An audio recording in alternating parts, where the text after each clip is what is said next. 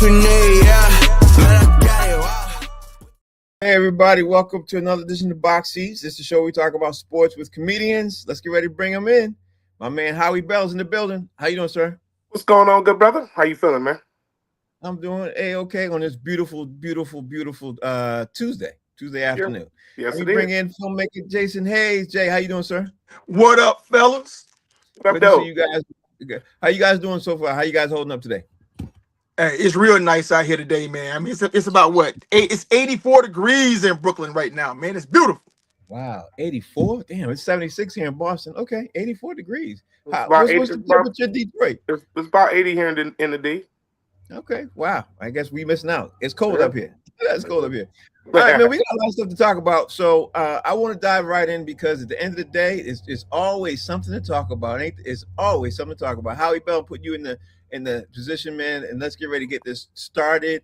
Howie, not sure if you saw it or not, but there was some news today that NFL reporter Diana Russini resigned from The Athletic, which is really basically less than a week after published photos of her and New England Patriots coach Mike Vrabel at an Arizona resort prompted an internal investigation of the New York Times-owned sports outlet. The New York Post last week published the photos of Vrabel and Russini at the Sedona Hotel as they were taken before the NFL owners' meetings that began in Phoenix on March 28th.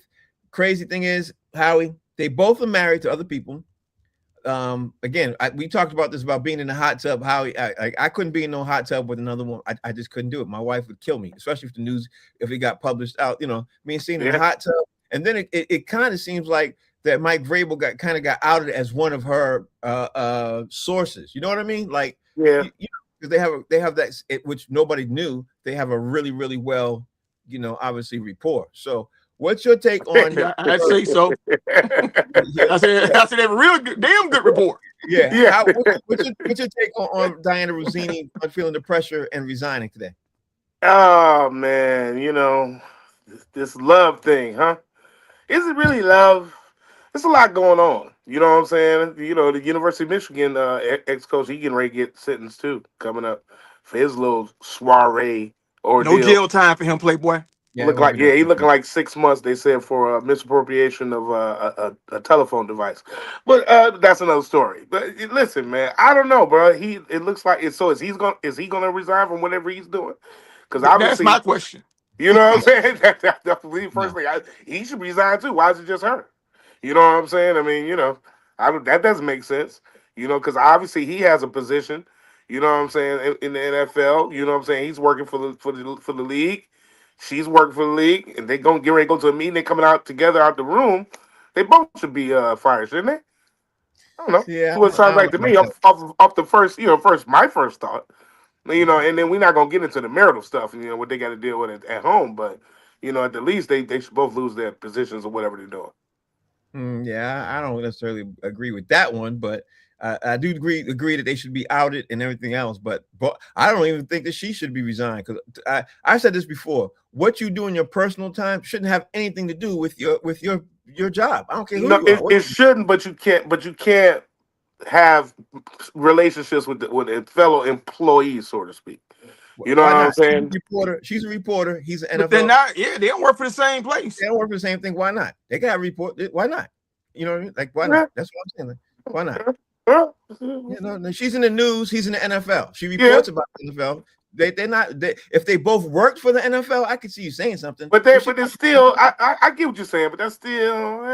It's a little gray area there. I don't see it like that. I don't see it like that. But my main point being, though, if she's going to resign from what she's doing, why isn't he? You know what I'm saying? He doesn't work as a reporter. He's not a reporter. It doesn't matter. It don't matter. It doesn't matter. He shouldn't. No, it's good enough for her. It's good enough for him. No, that's not true. Because if one person jumps off a bridge, they both ain't got to jump either. But Jay, tell me what your take is, because I kind of get an idea where you're going with this.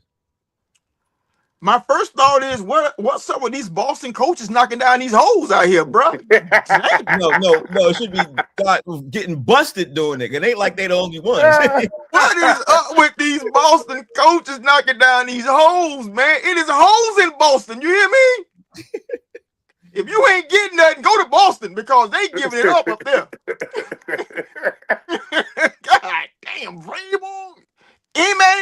mean, hell. Shit. I'm sorry. My first thought was,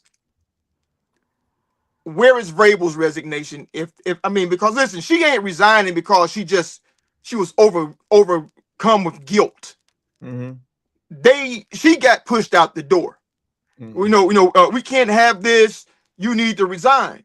And the fact that people will just see her resignation as good enough or think nothing of it when Vrabel's not even putting forth a statement about what was going on shows the baked into the cake, dying in the wool sexism that exists in this country. Like it's okay for the man to do it, but if the woman do it, it's not okay. They're both professional people. They both have ethical standards of which they should not have crossed. That's what I'm saying. They both crossed it, but she's the only one paying the price for it. And I don't, so for me, it's problematic in that she's gonna resign from her job. So now, she got to get new income. If Vrabel resigned, he still get his money. You know what I'm saying? So there's nothing for him to lose other than his position. She has to lose her position and her income.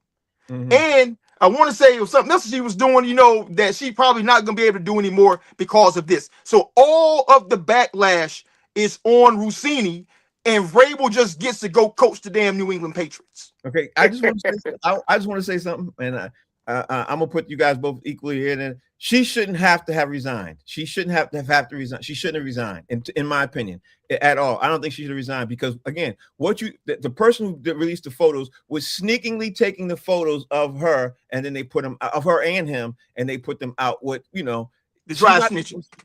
She's not the first one to have done this, and she ain't gonna be the last. So she should not have to resign because what she did in her personal time. But to me, what you do in your personal time and who you hang out with in your personal time that's on you. What you do personally. Now, if people are going to be dry snitching all the time because you did this with this person, you know how many people cross the line in the NFL, male and female. So that's what we're doing. That's why I'm like, I don't think that should have happened at all. That's just my opinion. But Frank, if your voice, but if your boss comes to you and says, "Hey, Frank, listen, this right here is too much for our company. I'm gonna need you to go ahead, and get a resignation letter because if you don't, I'm gonna fire you." She ain't got a choice in this. I'm certain that. No, you have no choice. Yeah, I agree with that. You have no choice in that. But all I'm saying is it shouldn't have got to that because, again, the same thing with Ime to me. Ime had sex with somebody at the Celtics, right? He shouldn't have. That had nothing to do with his job. Like that's his, who he's having sex with and who he's doing. Now, if he was having sex with kids, that's something different. That's a crime. But do you know how many people in the NBA, the NFL, NHL, and Major League Baseball are cheating on their spouses? Like, yeah, and every profession, entertainment, everybody's doing it. Everybody's doing it everywhere. They're doing it. So he had to lose his job because he cheated with his girlfriend, with somebody else's wife. He wasn't even married. You know what I mean? So he had to lose his job. But Frank, my question is this: what's the blowback for Vrabel? A great point. But again, before you even ask that question, why should there even have to be blowback from Vrabel? I'm not talking about the what ifs. I'm talking about what is. And the what is she's out of a job, and and they ain't so much as said that they gonna pinch Vrabel because what did doing anything? What did he do? This is a crime. What did he do that's wrong with NFL standards? What did she do? There you go. You go back to that. I mean, he didn't do anything. So basically, you're saying that she should have never been fired, and it should have just been. She never should have been fired. She shouldn't have been. She should have been. But she was. Right. But just because she was doesn't mean he has to be either. That's where I'm going with this. You know what I mean? And ladies, real quick, I'm not using hoes as a pejorative. These are jokes. I'll just say this. I think the whole thing stinks from hell high heaven. I just think it's ugly all the way around. But I wanted to touch it because it's. But you know when it starts thinking? When they made the decision to do it. Yeah. Right, yeah. But you know what? Let's keep it. Let's keep it a buck. You know what? How it go? How are you out here? You out here, man? Gotta keep it a buck. Was that the first time she got in the hot tub with Mike Vrabel or any other NFL coach? No, probably it wasn't. Not. I don't know. It wasn't. It wasn't. Probably I don't know. The way I wasn't there. No. I know she did it that day. Yeah, she did do that day. But it wasn't. And if he knowingly knew that she had a spouse, he's wrong.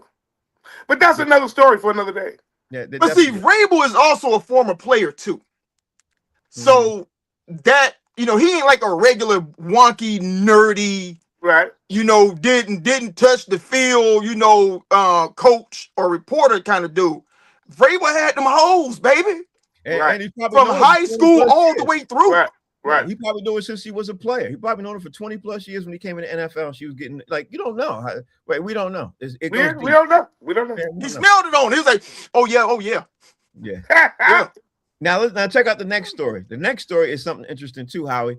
Phillies third baseman Alec Bohm is making a significant change months ahead of free agency. But here's the story about it. With months away from hitting the market, he fired his super agent Scott Boras, according to The Athletic. And on top of that, he's engaged in a legal battle with his parents.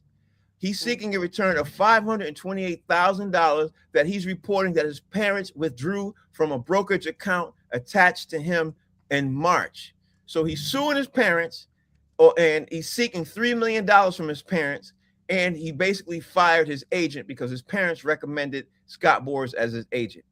That stinks all the way around because his agent is Scott Boras, and he's going against his parents who raised him.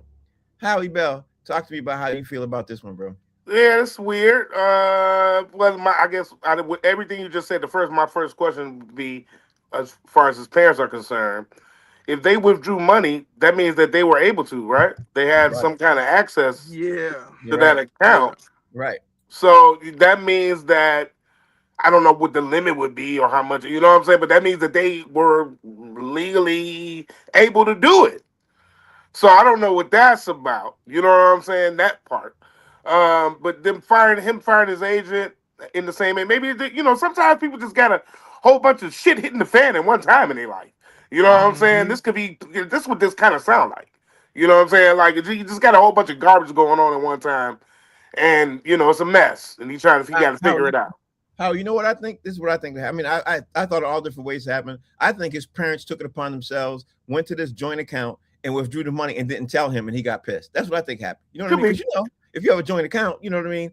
Or they could have took too much. Or they could have took too much. Right, and again, they still didn't tell him, and they took the money out and didn't tell him, and he got upset because he's like, "Listen, I made this money, and and they might be feeling, well, we raised you to be in the position you're in, too. You know what I mean? It goes back and forth. Or they got a problem, a drug problem, or a gambling problem. It could be, but you know what it sounds. People underestimate that. You know what I'm saying? Like, he might know that they known gamblers. It sounds like Kobe Bryant's situation with his parents all over again. You know, to me. I remember. Yeah, he had a situation with them. Yeah. Bad situation too. Jay, talk to me, man. What's your take on this Philadelphia Phillies third baseman Alec Bohm in the news because he fired his agent and he's suing his parents? Well, people forget that agents work for the players, right? And honestly, the way that professional sports is going right now, for them to control salaries in such a way, agents are gonna almost be unnecessary, except for things ancillary to the sport. Because now, depending upon where you pick, your pay is slotted. Mm-hmm. Depending upon what the market is or whatever, X number of years, your pay is pretty much slotted because it's salary caps. So each NBA team is going to have 2 Supermax deals? Right. So either you get the Supermax deal and that number's set, or you're going to get the next number down, which is also slotted. What do I need an agent for to take anywhere from 3 to 5% of my pay when my pay is already pre-negotiated? Mm-hmm. You know what I'm saying? So, I mean, I've been saying that for a minute. But as for the parents, my question would be, how old was he when he signed with this person? Because if he was under 18, then they had to sign off. They had to have access to everything because he's a minor. Mm-hmm. So he couldn't do that himself. Now, if he was 18 or older when they signed this, and then somehow his parents got access to his money, unbeknownst to him, then that's something different. I mean, that's basically embezzlement. You know what I'm saying? Because if he didn't know that they had access to his money and he was a grown person, and then they gave his parents access, that's a real problem. Yeah, it stinks all the way around, especially again, parents dipping into money that's owed, to the player. A lot of entertainment. Happens a lot, man. Parents are in control of a minor. and their finances and all that stuff, especially in Oh, yeah. entertainment as well, not only sports. I would say sports, but it happens a lot. How you're gonna have to go out? How are you gonna have to go out and come back He's in? breaking up, Howard. You're breaking up. Yeah.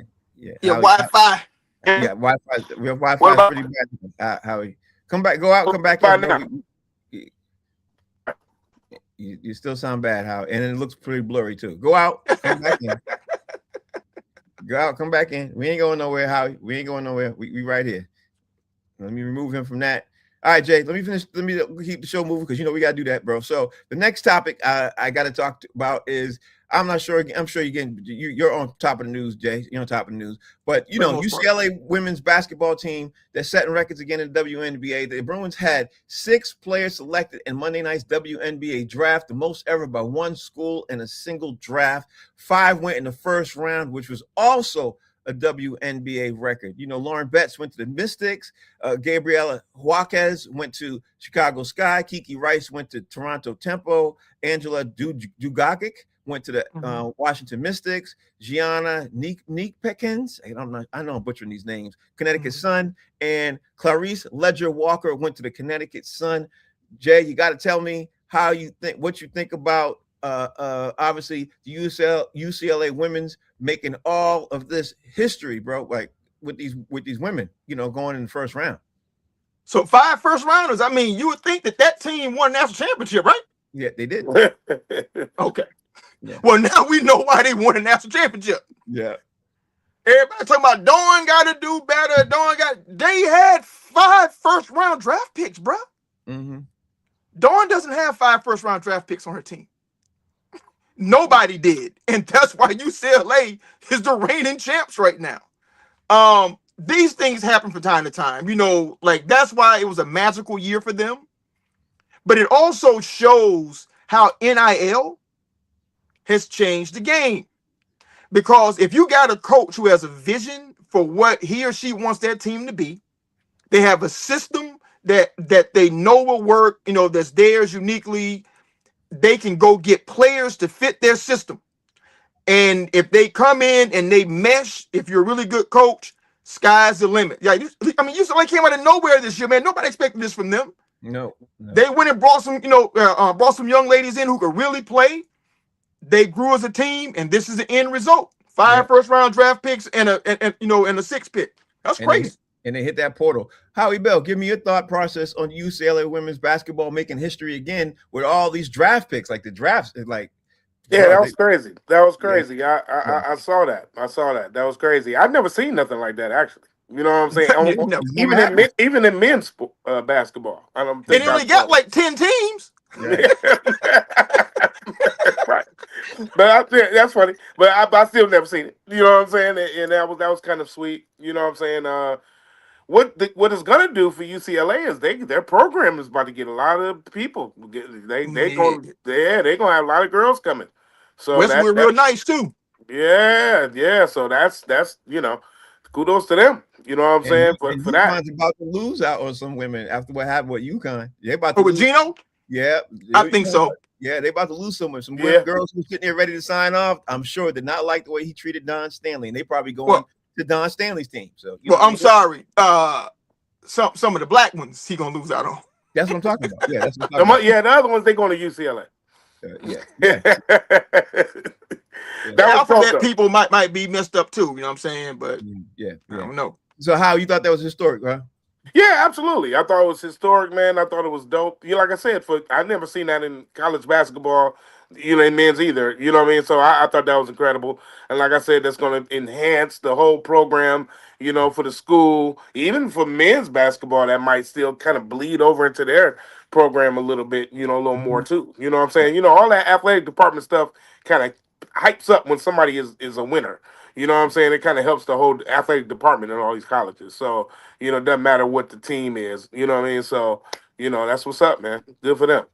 All right. So moving on, we got to jump into the NBA because obviously the play-in tournaments tonight. But because, the play-in tournaments tonight, we're going to talk about that in a second. We got to talk about some NBA news. And Howard, you're going to like this part, I think. My man, Joe Dumars, former Detroit Piston, and obviously this is great. Piston great. He came up forward because he's the GM for the New Orleans Pelicans, and he came up with, with standing up for Zion Williamson because reporters were asking him, should we expect Zion Williamson to be traded this offseason? Joe stood up there today and said, as the people were leaving their lockers and stuff today, because they folding up everything else, he said, we have, quote unquote, we have no intentions of doing that. We look forward to working with him next year, unquote. That's from Joe Dumars. What you think about what Joe Dumars said, and do you think the Pelicans should trade Zion Williamson? Howie Bell. Ooh, yeah, that's tough business. Because he has not been who he is supposed to be for the better part of his career. But we saw the flashes this season. You know what I'm saying? And when he was healthy and he was doing good and very well. So, I'm gonna take Joe Dumars' instinct. Being a bad boy, man, and his managerial skills. I want to say he sees something, and I think we all do. We're just hoping that Zion doesn't turn out to be, a Giannis, what Giannis is doing, or with the other guy, Embiid, and we just don't want to see that from either of those guys too. We want to see everybody, live up to their potential. Now we don't want to see injuries do stuff and sideline people and not make them look like they're supposed to look. So, Joe Dumars sees the potential. I love it. That's getting. I know you're gonna talk about it later, but I think they should get a number one. They should be one of the teams that should get a number one pick too. But that's that's for later. You know what I'm saying? Right. I don't think they should trade him. The crazy part is whenever you get somebody who's tall and big, you have to always be concerned. Like, I ain't gonna lie, when Biana came in the league, I was like, I don't think they should draft him because he might be like the next Embiid because he's so tall and thin. He might, get broke up all the time and not play. Yeah. But you never know. Again, you never know what you're gonna get. So you got to take the risk. Joe, with Joe Dumars, Joe Dumars out here making statements that Zion Williamson should not be traded. Jay, where you at with this, man? You think that they should get rid of him? You think the time has run its course? Dude, nah. I mean, I would trade him if I got somebody really good back in exchange for him. But you forget this, man. I mean, first off, he's 6'6". I pass 10 6'6" dudes on the way to the train every day. That ain't that tall. Mm-hmm. Zion's problem is creme brulee, A2 fade, po' boys. You know what I'm saying? That's it. Oh, BBLs. Yeah. That's Zion's problem. And the problem with it, the major problem with Zion, I pulled the stats up, dude. This season he's averaging 21, 6, and 3 and shooting 60% from the field. Mm-hmm. Like when he's out there, he's a bucket. Yeah. Like there ain't nobody guarding that dude. Yeah. And he's an underrated defender, to be honest. Mm-hmm. So his issue is being available. And he's not available because he ain't taking care of his body the way that he should. And I hope that he finally understands what he has to do to maintain his body. Understand this, he's only 25 years old. Still. Right. So there's time, man. I wouldn't trade that dude unless you gave me back Blockbuster for him because he's a talent. He needs to land in Miami and get his act together. He's still childish with the eating. But I saw a picture of him and he looked good. You know what I'm saying? I saw him, you know what I mean? Like he looked like he was getting himself together. So this is the best he's looked in a while, Howie. I gotta tell you. It's the best he's looked since he got into the league. Let's be honest. That's the best he got. All right, so Howie Bell, you go keep this thing moving on. I got to talk about one more thing that I said I was going to talk about in a couple of days. I wasn't able to talk about it, but now I'm going to, because Mikal Bridges of the New York Knicks has an active streak as he reached 638 games in the season finale against the Charlotte Hornets. We all know Mikal Bridges does what he does and everything else, but man, he did 638 consecutive games, Howie Bell. That's 638 crazy. Consecutive games. I don't think people are talking about this record enough, Howie. I don't think they talk about it enough. What's your thoughts on first of all being available to play 638 games? You know what I mean? Like that's crazy. Yeah, that's how many seasons? How many seasons is that? That's a lot of seasons. It's 82 games a season. Yeah. So, but he's always played on teams that made the playoffs too. So that extended the game. Stretched it out. But he hasn't missed a game in that time span. He has not missed a game. Not one. As a pro. That's incredible, man. That's a lot to his conditioning and his, you know what I'm saying? All that kind of off season working out and the way his nutrition and diet. That's all that, man. You know what I'm saying? That has a lot to do with it. He ain't eating with Zion. You know what I'm saying? Him and He Zion definitely ain't not going eating with Zion. no. You know what I'm saying? So he sounds like he takes care of himself, man. You know what I'm saying? And that's why he got it. That's dope though. Dope record. And he ain't eating BBLs either. Sure ain't. Yeah, you look at this record, man. What's the first thing that comes to mind besides him being one of the NBA's Iron Man?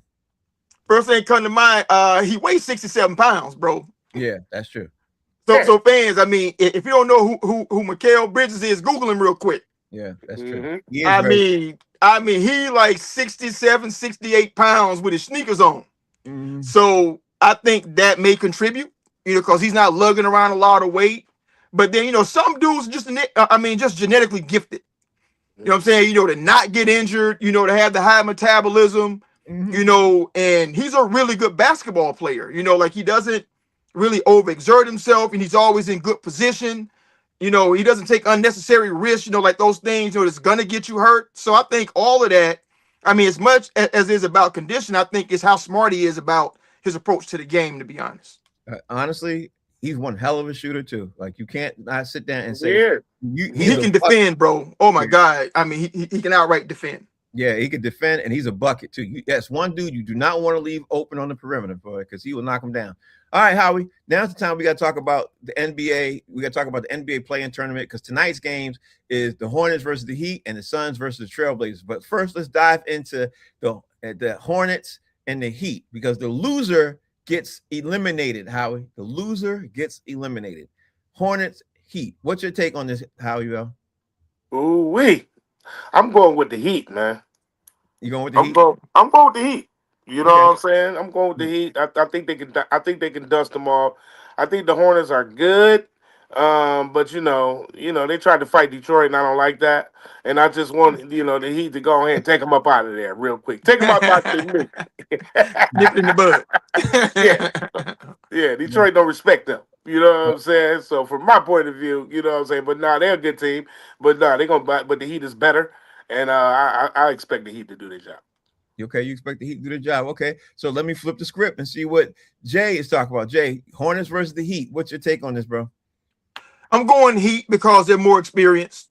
Charlotte's really young, and they're gonna find out there's a difference between regular season basketball and playoff basketball. And a lot of these guys, so on the Heat team, they were on that Heat team that made the finals not too long ago. Right.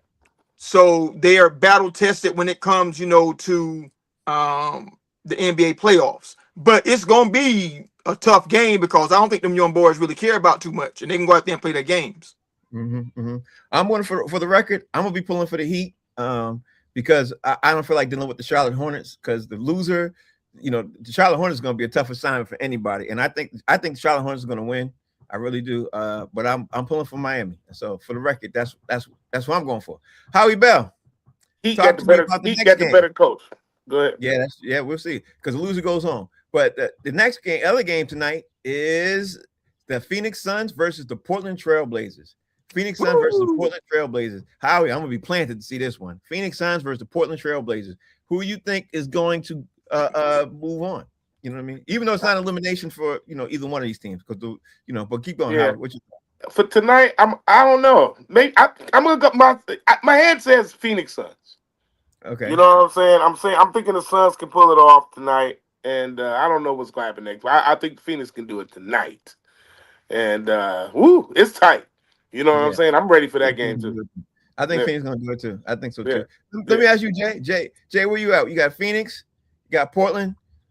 What's your thoughts? Because Phoenix is playing. They've been balling lately too. You know what I mean? I think Phoenix is just a better team. I think Devin Booker is better than any player that Portland has. And even old boy who's in Memphis, the Canadian who starts fights, Dylan Brooks. Right. I just think the Phoenix is just a better overall team, and they'll be able to take care of business against Portland. All right, there it is. That's what he said. Now let's move on. How we still talking about the obviously the play-in tournament. The other play-in tournament in the East is the Philadelphia 76ers against the Orlando Magic. Howie Bell. Talk to me. Philadelphia 76ers versus the Orlando Magic. How are you looking at this, Howie? That's going to be a bizarre series, man. I think your boy, what's his name? Banchero, is that how you say his name? Yeah. Banchero. Banchero. Paulo. Paulo Banchero. Yeah. Paulo Banchero. Yeah. He a little shit talker, but he don't be doing much. You know, you know what I'm saying? I've been kind of peeping him a little bit, He went to Duke, man. He went to in Duke. little spurts in this season. I've seen, you know what I'm saying, him a little bit. You know what I'm saying? I'm like, he ain't really as sweet as he say he is. You know what I'm saying? Like, so I don't know. You know what I'm saying? With the Duke, that's a Duke attitude. I don't know. You know what I'm saying? But I don't know, man. The Magic better do something, or it's gonna be a little embarrassing. You know what I'm saying? A little embarrassing for them. I think they need to do it. Jay, who you got? I gotta go Orlando in this one. I just think that they're better. And you know, now Paolo, you know, like sometimes he won't back it up. He's averaging 22, 8, and 5. And he's shooting like 46% from the field. So I mean, you know, if he just shows up and just hits his stats, that should be good enough to beat Philadelphia, man, because they ain't got Embiid. I mean, he's had, you know, appendicitis. So he ain't there. His body just invents things, ain't even basketball related to get him out, bro. Is that a real diagnosis? He got appendicitis? He had to have an appendectomy. Yeah, he did. It's real diagnosis. He really did. Oh, Yeah. He had to get his appendix removed. Yeah, and he's out. He think inventing injuries. His body just, you know what? What can we rupture next? Boy, he just ain't tough, man. His body ain't tough enough. Yeah. You know what I'm saying? The next thing is we got to talk about the Clippers are going off against the Golden State Warriors. You know what I mean? So you got, to me, I'm light work in that the Clippers and the Golden State Warriors. Who you got between that? Howie? Clippers. I like that. I like this. What's going on right there with that? You know what I'm saying? A little Kawhi going up against, and Curry coming back too. And Curry is playing. You know what I'm saying? Like, so that's pretty good. I'm gonna go to State. I'm gonna go State. I think I'm looking for Curry to just make something happen. You know, I want to see it magic. Maybe I'm wishful thinking. You know what I'm saying? But because Draymond Green is one of my underperformers this year too. But I'd say, I want to see something happen. You know what I'm saying? I think Curry might have one of them go offs. Let's see. All right, let me just throw this out there too. I didn't mention it too. The loser of this game goes home. The loser of this game goes home. So Jay, it's obviously it's life or death. Life or death. Clippers, Golden State, loser goes home. Jay, who you got? You know, when the whole Diddy thing first broke out, and then the producer Stevie J, you know, threatened 50 Cent, said he wanted to fight him, and then Puff's ex-bodyguard said Stevie J is light work. He was like 50 Cent would beat Stevie J on the way to a real fight. This is what the Clippers. What Golden State is for the Clippers. They light work. Golden State is too old. You know, Steph been hurt for the past 3 weeks? Easy, yeah. So even if he comes back, you know, he ain't Steph like that. He's coming off injury, you know. He's 35, 36 years old now. And he's limited. And the Clippers are one of the hottest teams in the NBA. Yeah. So I just don't see Golden State really having a chance in that game, to be honest. I honestly, I don't either. And we talked about Phoenix and we talked about Portland. So yeah, that's the end. Howie, that's what it looked like right now. But that leads me to we talked about a couple of questions. You know, yesterday we talked about Howie, you missed it yesterday. We were talking about some things that I was like, you know what, let's talk about this. So let me do top 3 and top 5. What about before you do that? What about don't the Lakers have a playing game? No. They already in. They already seeded. Okay. Lakers are in. They're seeded. Okay, so that's what happens when you miss yesterday's show because we talked about. Yeah, I missed. Yeah. I was traveling. I'm sorry. And how we had so how when you said a delay at Atlanta airport? What? Yeah, I get delayed in Atlanta. Man, I was flew. Yeah, I ain't never left on time out of Atlanta, bro. I'm trying to tell you. Me neither. Ever. All right, Howie, I gave you guys a question. The question is it's an easy question. Top 5 NBA teams who should get the pick, the number 1 in the NBA draft. It could be any order, but just give me 5 because there was a whole lot of teams who were horrible this year. There's about 10 or 12 teams who played really bad this year. But to you, who are 5 that you wouldn't be mad at getting the number 1 pick? You mean the ones that didn't do the I didn't see what all you that. call it? The I tank. didn't, I didn't see all that. I didn't add anything to that. I Who just said, weren't losing? Yeah. Right, I didn't quote add anything to it. unquote. I didn't add anything Yeah. to it. Those I didn't add guys. anything to it. I just said, give me your 5. Give me your 5 who you think should get the pick in the NBA because all of them were tanking. You know what I mean? All of them. Everybody. Yeah. Well, shit, the Pistons should get it number one pick. If that's the damn pick. Everybody take it. We Boy, all you in the and D same Jones, boat. boy. Y'all get on my damn nerves with that. Ain't nobody give a piss about the Pistons. Except the Pistons. I'm gonna say we just got to talk about Joe Dumars and the Pelicans, man. You know what I'm saying? They deserve, you know what I'm saying, a pick, you know, to get somebody over there to play with, oh boy. The Sacramento Kings, you know, they ain't been. I ain't heard nothing about the Sacramento Kings in so long. You know what I'm saying? I almost forgot they was still in the league. You know what I'm saying? That's true. They ain't making no. They don't be making no noise. I think Brooklyn Nets. You know what I'm saying? They deserve. You know what I'm saying? A shot at it. And then how many is that? 3? That's 3. I would say the Utah Jazz. You know what I'm saying? They not. You know they ain't been really doing nothing either. You know what I'm saying? You know, you ain't really heard from them. I don't think they were tanking either. But and then I'm gonna go with the team that we always tease all year. We've been teasing all year round is the Wizards. You know what I'm saying? I think the Wizards, you know, need something going over there, man. That would be my number one. You know what I'm saying? The Pacers. I'm surprised you didn't say the Pacers because the Pacers are there too. You know what I'm saying? But I think they tried to do some losing. Pacers are they may be more tankish. You know what I'm saying? Because they was just there. You know what I'm saying? A season ago. Yeah. You gonna tell me Halliburton meant that much to them? Yeah, it's a little weird with the Pacers. Yeah. So all right, Jay, give you a 5. Give you a 5. Top 5 NBA teams who should get to pick in the number 1 NBA draft. Who would pass your mustard? I'm going number 1, number 5 because I just think they're just really terrible. I don't think that they're really tanking. I just think that they got dumbass GMs who made some terrible moves. Number 1, the Washington Wizards. Number 1, they're just bad. Number 2, Brooklyn Nets. They're just terrible. Yeah. Number 3, Memphis Grizzlies. Awful. Yeah. Number 4, Pelicans. They're just bad. Yeah. And number 5, even though they're not in contention, they should be because their GM is trash. The Philadelphia 76ers. They deserve to get a top pick, you know, because their best player is Glass. Okay. All right. I don't know if I like your list except for the Sixers because I think you could have had the Pacers or the Wizards or somebody else in there before that. But Pacers trying to lose. Yeah.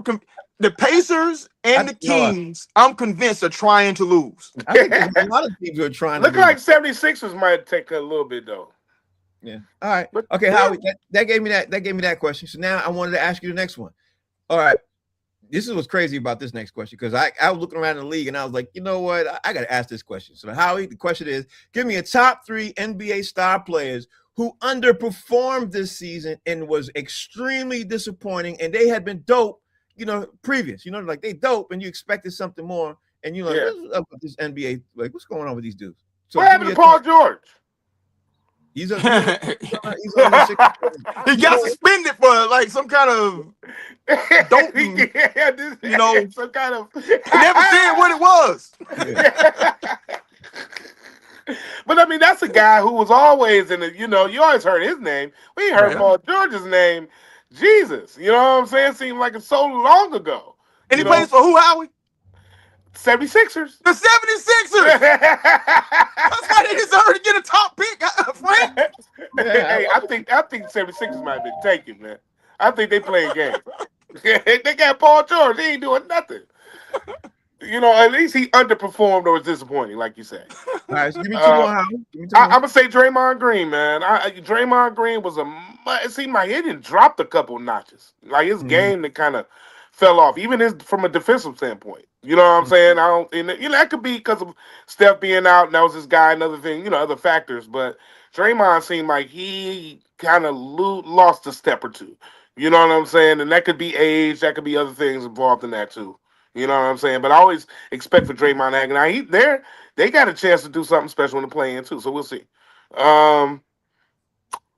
Evan Mobley, what happened to him? Mm. Cleveland Cavaliers. Mm. What happened to him? Mm. Remember how sweet he used to be? Yeah, Mm. one Like a season year- ago. He was dope. Yeah, like a year ago. I mean, he was a 3-point specialist. I mean, he's not doing good at all. Like they barely calling his number. You know what I'm saying? So he is another disappointing guy. You know what I'm saying? I expected to do, better. We'll see what happens with them in the playoffs. But Okay. Evan Mobley be my number one guy. Disappointing. All right, so Jay, give me your top 3 players who underperformed to you this season and was very disappointing. I did 5. Okay. And I'll be quick. Number 5, KD disappointed me. Okay. This year was the first time that I think I saw a chink in the armor with him. Mm-hmm. Number 4, Steph Curry. Mm-hmm. On the shelf a whole lot this year. First time I saw a chink in the armor with him. Number 3, I'm going to go Zion Williamson. Only because it's all self-inflicted that he can correct just by correcting his behavior. Mm-hmm. And just being a better pro. Number 2, he shouldn't be number 2, man, because this we do every year. Anthony Davis. Mm-hmm. I thought Anthony Davis was going to have a breakout year this year, with the young boys around him, and Dallas, was really going to contend.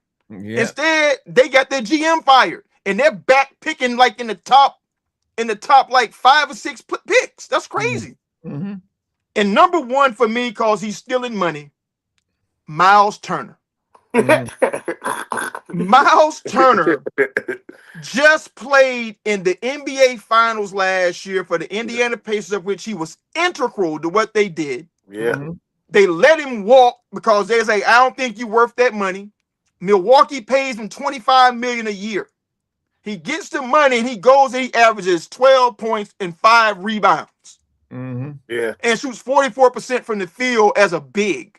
Come on, bro. Yeah. And he's horrible this year. You gotta do better than that. Yeah, that's like a late bust.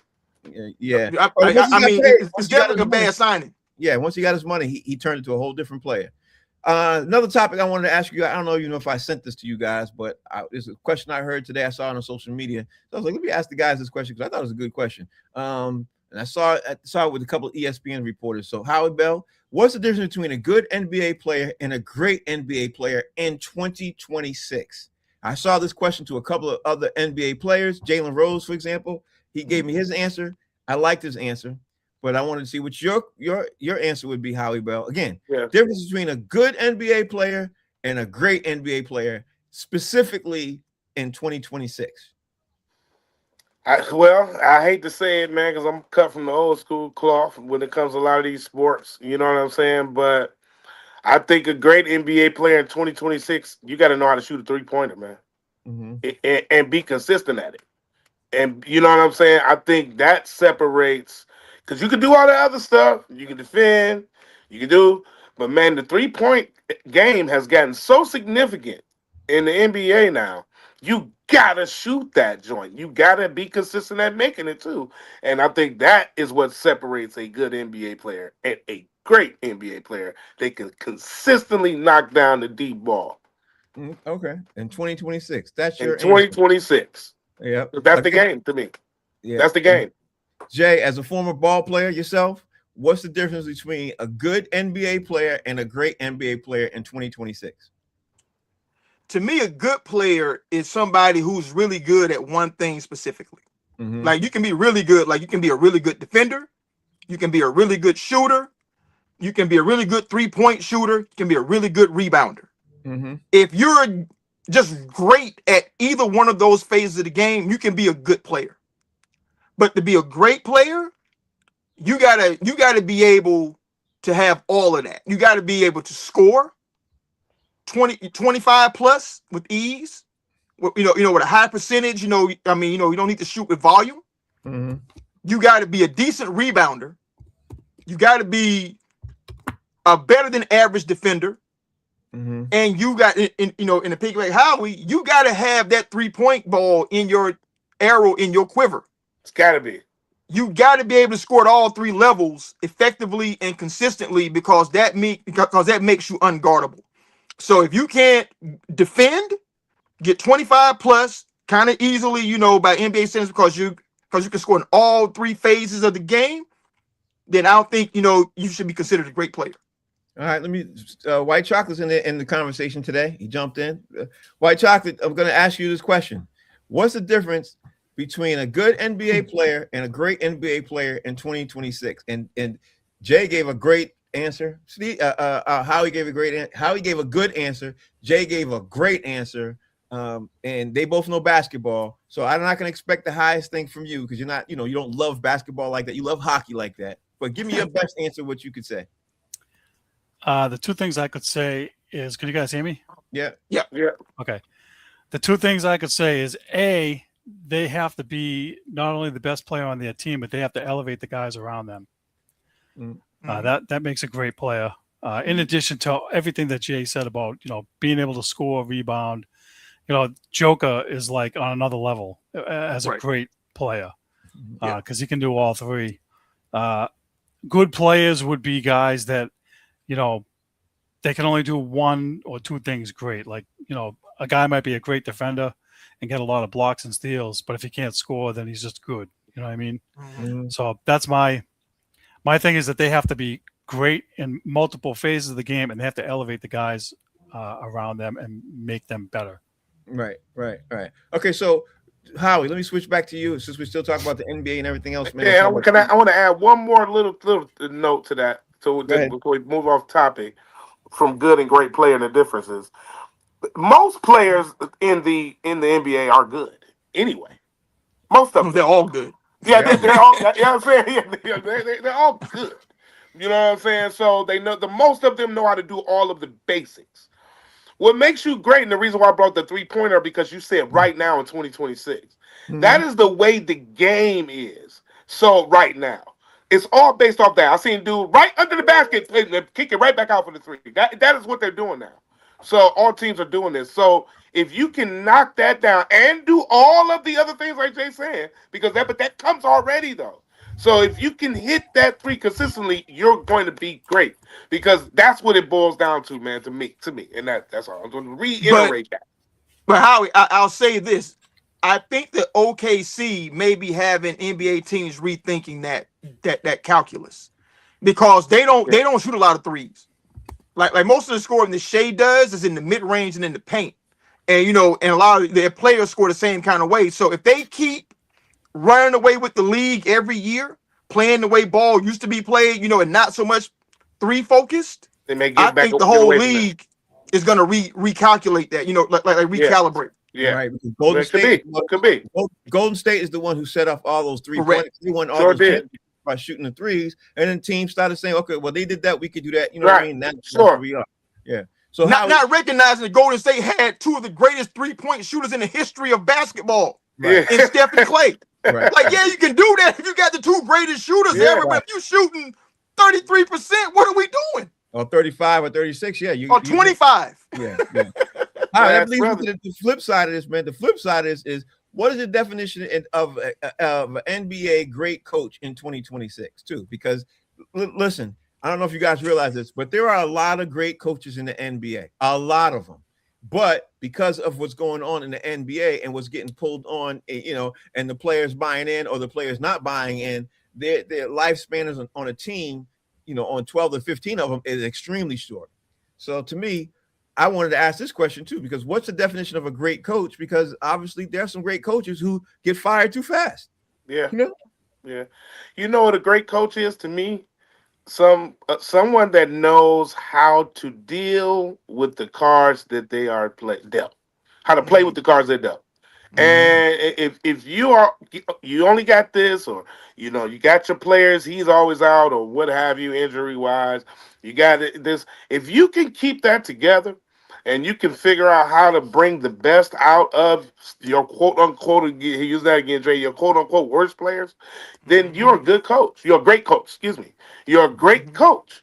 If your team can play up to those same standards, even without your superstar, or even when you limping and when you do that, you can still play that same game and you control and dictate your pace and do. That's what great coaches do. Big staff. What is your definition of a great coach versus a good coach? And then, because there's a lot of good coaches in the NBA, but a definition of a great coach, how does that guy stand out? Great, you know, to me, it's piggybacking what Howie said. Great is your team shows up and it's the same level of play no matter who's in the lineup. Mm-hmm. You know what I'm saying? You know, because you got everybody ready to go, you know, because that's how you practice. So even those dudes who are playing behind the starters, they believe in themselves just as much. And they know if their starter goes down, I'm just going to go in, you know, and get the same 18, the same 19 points that starter usually gets, you know. But great coaching is like how we said, you know, it's working with what you got and maximizing that. You know what I'm saying? You know, you don't make excuses. Hell, Missoula did that this year. You know what I'm saying? You know, like, I wouldn't say that. I mean, last year I would have said that he was a great coach. This year made me look at him completely differently. I'm like, that dude made that happen with arguably his best player out and probably was going to be out for the whole season, and they finished second in the conference. So to me, that's great coaching. But then on the flip side, outside of Bam Adebayo, who can you name on the Miami Heat? You know what I'm saying? You know, and Spoelstra has these dudes, you know, in the play-in, you know, with a chance, you know, to still be in the tournament, you know, I mean, the playoffs and still do what they do. So to me, great coaches maximize what they have. And honestly, I'm sorry, White Chocolate, let me cut you off, but Spoelstra is a great coach, man. He is going down as one of the best of all time. He's up there because of that. But Bickerstaff is proving that he's that same kind of guy. You know what I'm saying? He should be coach of the year. I mean, come on, man. This dude, they won 60 games. You know, he reversed the team, only won so many games last year. Like, I mean, I don't know. We were horrible. You know what I mean? The year before last, excuse me. And so, you know, so it took 2 seasons. He turned them all around. That's coaching. Everywhere he goes, he coaches the hell out. Did he take Phoenix? Wasn't it he the coach of Phoenix took them to the final? No. That was Monty. Monty, yeah, that's right. They fired Monty with years left on his contract because they were so bad. And they still Bickerstaff came in and turned that same team around that they fired the coach with like 4 years left on his contract. Yeah. Right. And turned them into a playoff team.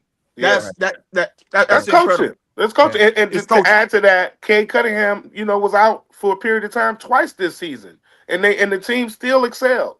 You know what I'm saying? So, you know, you got to give that's coaching. That's what a great coach does. Let Steve get his chance. Steve, talk to me. What's your idea definition of a great coach? And what's the difference between a great coach and a good coach to you?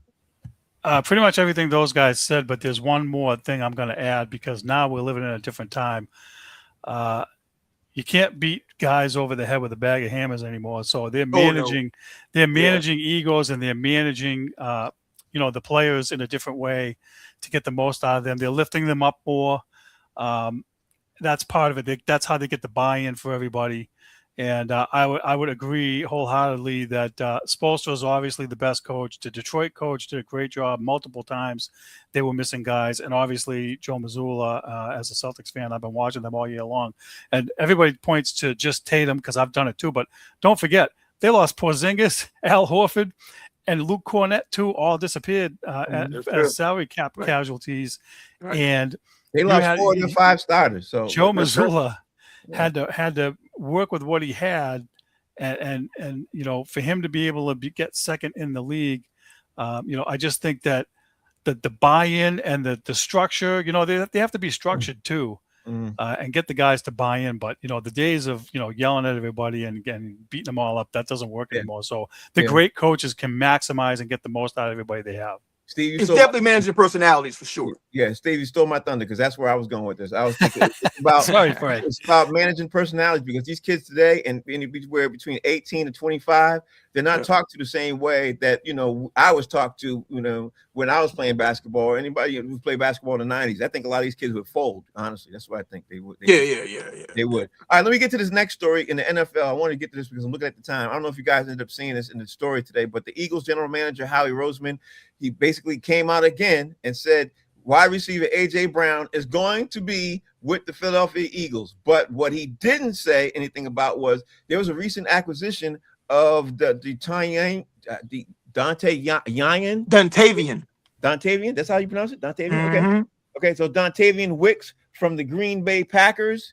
and he came out and said that one thing has nothing to do with the other, but he got Dontavian, he got a couple of other wide receivers, and Howie Bell is starting to look like a lot like the Eagles are getting ready to move on from AJ Brown. Howie, talk to me. What's your take on what the GM is saying? But are they really about to? You know what I'm saying? June 1st, he's gonna be gone, bro. June 1st, he's gonna be gone. Well, you know, I said the same thing. You know what I'm saying? A month or something ago. But now it's like, what are they waiting on? So, okay. So are they waiting to see the competition? You know what I'm saying? There's summer practice. No, it's money right now. If they release him before June 1st, they take a different type of size of a cap hit. Okay. If it's June 1st, after June 1st. Yeah. So they got it. June 1st is gone. So okay. Yeah. Well, let's see. Because as far as I'm concerned, he's still there.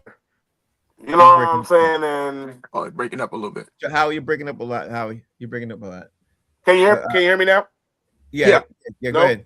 Yeah. Yeah, I can. So basically, AJ Brown, to me, he's there until he's not there. Put it like that.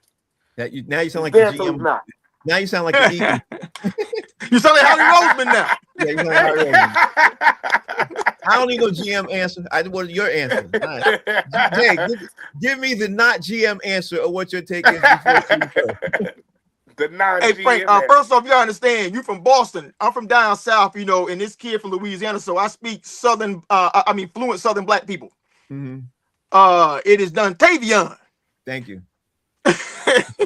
You gotta like enunciate it all.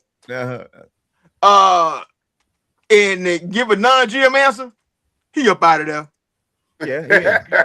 He up out of there. I mean, how we saying is we have not yet received an offer commensurate enough for us to depart with AJ's services as of yet. Yeah. But the second we get the number that we really like, AJ will no longer be a Philadelphia Eagle. Now, Jay, tell me right now, and be honest with me. Tell me right now that you don't think, or that you do think that there's a deal already on the table. Because I don't see how there's not a deal already on the table for him already be gone. But they can't do nothing until June. And it might not be the Patriots, it might be somebody else. But you know, I think there's a deal already in the works. Because now, they went and signed this wide receiver, like a veteran, he's kind of a veteran. He's a young guy, but he averages 11 yards a catch. They already got a pretty good wide receiving core, and they have a really good tight end. And they have a really good running back. So that's why I think AJ up out of there, and I watched the NFL Combine. I saw some wide receivers who were highly productive in college run some ridiculous 40 times. Mm-hmm. And if they can get AJ's contract off their books and get somebody who's just as explosive, on a rookie deal, who can be something moving forward, there's no reason to keep him. Yep, 100%. Steve, you get the last word on this, man. What's your take on this situation? Because you already know what's going on up in New England.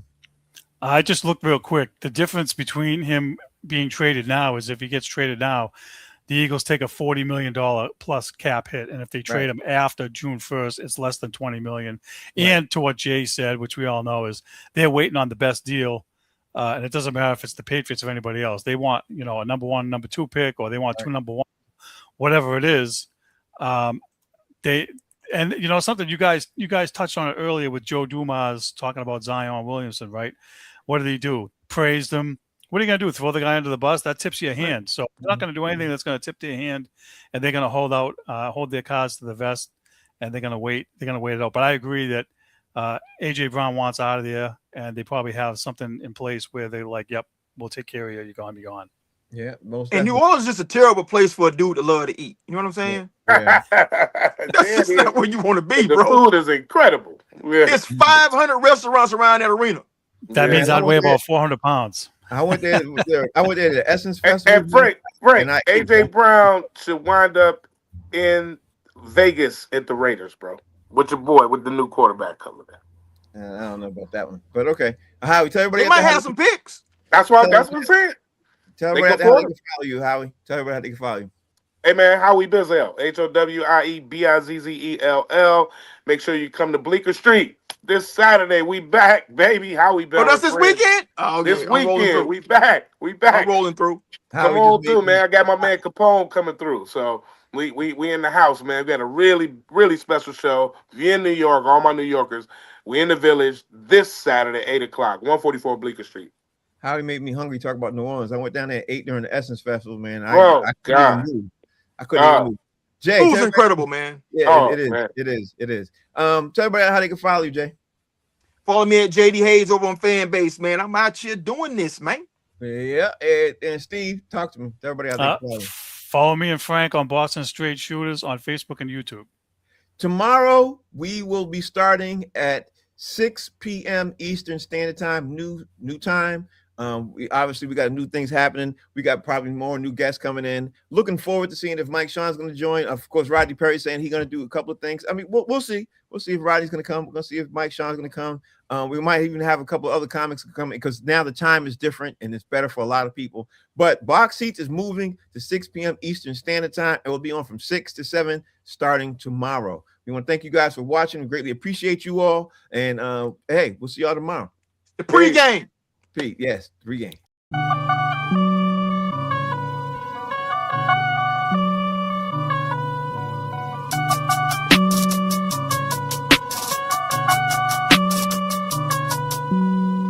Hey, what you need, yeah? Man, I got it, wow. What you say, hey? We about it,